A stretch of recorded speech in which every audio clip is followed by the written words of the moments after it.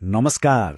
कहिल्यै सोच्नु भएको छ बिहानको केही घण्टाले हाम्रो पुरै जिन्दगी नै बदल्न सक्छ भनेर? ह्याल एलरोडको किताब द मिराकल मर्निङले त सक्छ भन्छ। आउनुहोस् आज हामी यही जादुई बिहानको कन्सेप्टबारे कुरा गरौँ। सुरुमै यो भनाइ हेरौँ न, यो एकदमै गहिरो छ।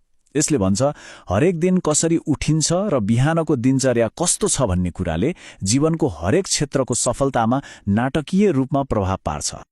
मतलब हामी बिहान कसरी उठ्छौँ त्यसले त्यो दिन मात्रै होइन, हाम्रो पुरै जीवनको सफलताको बाटो तय गर्छ।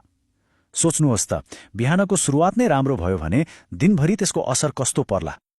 अब लेखक ह्याल एलरोडले बिहानको समयलाई जादुई घडी वा मिराकल आवर भन्नुहुन्छ र उहाँको दावी छ कि संसारका सबैभन्दा सफल मान्छेहरूको एउटा साझा बानी भनेकै उनीहरूको बिहानको रुटिन हो।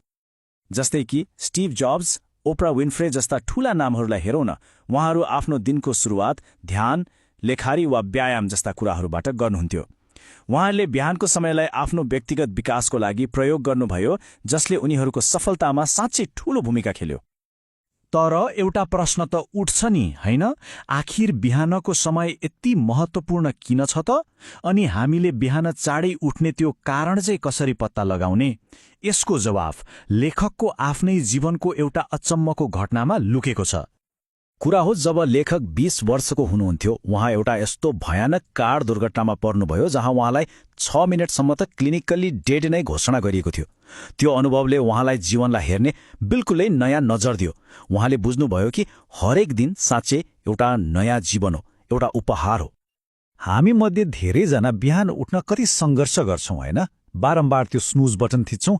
किनकि हामीसँग उठ्नको लागि कुनै बलियो कारणै हुँदैन।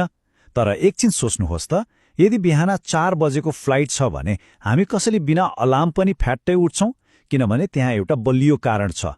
हो, यही नै हो बिहान उठ्ने रहस्य, एउटा स्पष्ट उद्देश्य। त्यसो भए त्यो उद्देश्य के हुन सक्छ त? लेखकले यसलाई लेभल 10 लाइफको अवधारणासँग जोड्नुहुन्छ। यसको अर्थ हो जीवनको हरेक महत्त्वपूर्ण पाटोमा 10 मा 10 स्कोर ल्याउने लक्ष्य केवल 1-2 वटामा मात्रै होइन। जस्तै कि स्वास्थ्य, सम्बन्ध, करियर, पैसा, आध्यात्मिकता। यी सबै क्षेत्रमा आफ्नो जीवनलाई एकचोटि मूल्याङ्कन गरौँ त, कति स्कोर आउँला? कि सबै क्षेत्रमा सन्तुलन छ? हो, यही लेभल 10 जीवनको लक्ष्य नै बिहान उठ्ने सबैभन्दा शक्तिशाली प्रेरणा बन्न सक्छ। ल, अब त्यो लेभल 10 जीवनसम्म पुग्ने बाटोको बारेमा कुरा गरौँ। त्यो बाटो हो SAVERS। यो 6 वटा अभ्यासहरूको एउटा समूह हो जसले हाम्रो बिहानलाई साँच्चै रूपान्तरण गर्न सक्छ। यो सेभर्स भनेको के हो त? S बाट साइलेन्स, A बाट एफर्मेशन्स, V बाट भिजुअलाइजेसन, E बाट एक्सर्साइज, R बाट रिडिङ र अर्को S बाट स्क्राइबिङ। अब आउनुहोस् यी हरेकलाई अलि विस्तारमा बुझौँ। सबैभन्दा पहिलो S, साइलेन्स, अर्थात् शान्ति। दिनको सुरुवात हतारमा होइन, केही मिनट मौन बसेर ध्यान गरेर वा शान्तपूर्वक केही सोचेर गर्ने। विश्वास गर्नुहोस्, केवल 5 मिनटको गहिरो सासले पनि तनाव घटाएर मनलाई एकै ठाउँमा ल्याउन सक्छ। त्यसपछि आउँछ A, एफर्मेशन्स, अर्थात् सकारात्मक वाक्यहरू। यो भनेको आफैलाई सकारात्मक कुराहरू बारम्बार भन्नु हो। जस्तै म सक्षम छु, म आफ्नो लक्ष्य पूरा गर्न सक्छु। यस्ता वाक्यहरू बारम्बार भन्दा यसले हाम्रो अवचेतन मनलाई सफलताको लागि तयार पार्न थाल्छ। तेस्रो हो V, भिजुअलाइजेसन, यानि कि कल्पना। यसमा हामीले आफ्नो लक्ष्य हासिल गरिसकेको अवस्थालाई मनमा नै देख्ने हो, अनुभव गर्ने हो। जस्तै आफूले चाहेको सफलता पाएर स्टेजमा सम्मान लिइरहेको कल्पना गर्दा त्यसले लक्ष्यप्रति हाम्रो विश्वास र प्रेरणालाई कैयौं गुणा बढाइदिन्छ। अब चौथो E, एक्सर्साइज, अर्थात् व्यायाम। बिहानको केही मिनटको सामान्य व्यायाम जस्तै अलिकति योगा, स्ट्रेचिङ वा 2-4 वटा पुशअप्सले पनि हाम्रो शरीरलाई सक्रिय बनाउँछ। यसले दिनभरिको लागि चाहिने ऊर्जा दिन्छ र दिमागलाई पनि फ्रेश बनाउँछ। त्यसपछि आउँछ R, रिडिङ, अर्थात् पढाइ।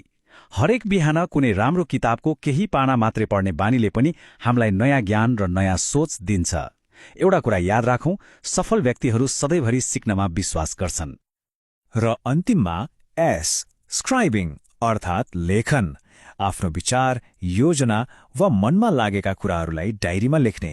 यसो गर्दा मनमा स्पष्टता आउँछ, आफूलाई बुझ्न सजिलो हुन्छ र लक्ष्यहरू अझै ठोस बन्छन्। अब यी सबै अभ्यासहरू सुन्दा त धेरै समय लाग्ला जस्तो लाग्न सक्छ, हैन? तर के गर्ने यदि समय एकदमै कम छ भने? चिन्ता नलिनुहोस्, यो विधि त्यस्तो अवस्थामा पनि एकदमै व्यावहारिक छ। यदि बिहान 1 घण्टाको समय छैन भने पनि लेखकले एउटा गजबको समाधान दिनुभएको छ। यो पुरै अभ्यास विश्वास गर्नुहोस् मात्र 6 मिनेटमा पनि गर्न सकिन्छ। कसरी? हेर्नुहोस्, हरेक अभ्यासलाई मात्र 1 मिनेट दिने। 1 मिनेट शान्त बस्ने, 1 मिनेट सकारात्मक कुरा सोच्ने र यस्तै गरी 6 मिनेटमा सबै 6वटा अभ्यासहरू पूरा गर्न सकिन्छ। कति शक्तिशाली सुरुवात होला दिनको। तर हो, कुनै पनि नयाँ बानी बसाल्न समय त लाग्छ नै। लेखकले 30 दिनको नियमबारे बताउनुहुन्छ।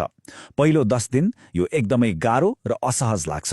अर्को 10 दिन अलि चुनौतीपूर्ण भए पनि सुधार देखिन थाल्छ र 21 देखि 30 दिनसम्ममा त यो लगभग हाम्रो बानी नै बनिसक्छ। एउटा कुरा के बुझ्नुपर्छ भने मिराकल मर्निङ केवल एउटा बिहानको रुटिन मात्रै होइन। यो त हाम्रो जीवन परिवर्तन गर्ने एउटा जग हो, हाम्रो भविष्य बनाउने एउटा शक्तिशाली औजार हो।